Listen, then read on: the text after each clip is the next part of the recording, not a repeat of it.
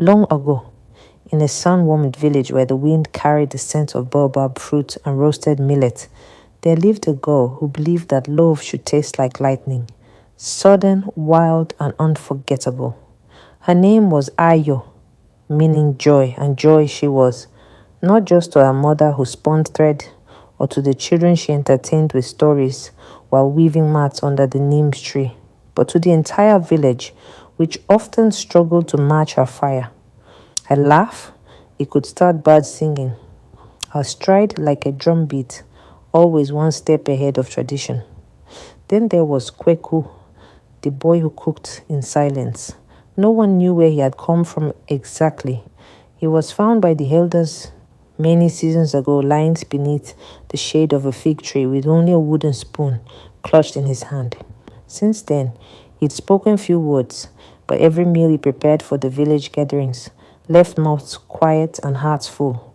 They called him the boy with the fire tongue, though he never spoke much with it. One moonlit evening, on the night of the harvest feast, the elders declared a rule. Whoever brings the most unforgettable dish shall win the honor of feeding the village chief for a year. Everyone, from mothers to market sellers, cooked with fury. But Kweku, he disappeared into the forest with a pot, a bundle of roots, and something tucked beneath his sleeve. Ayo noticed. She followed him.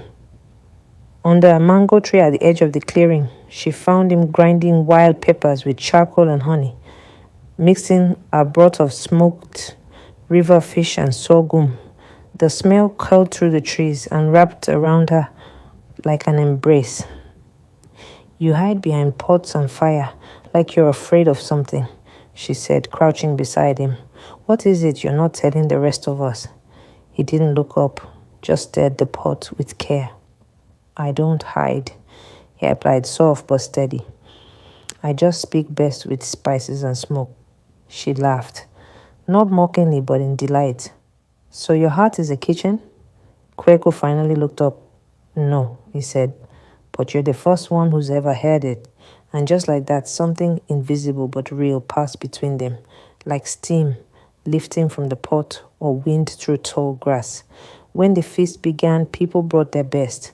Stewed lamb with ground nuts, sweet plantains fried in red palm oil, millet cakes soaked in spiced honey.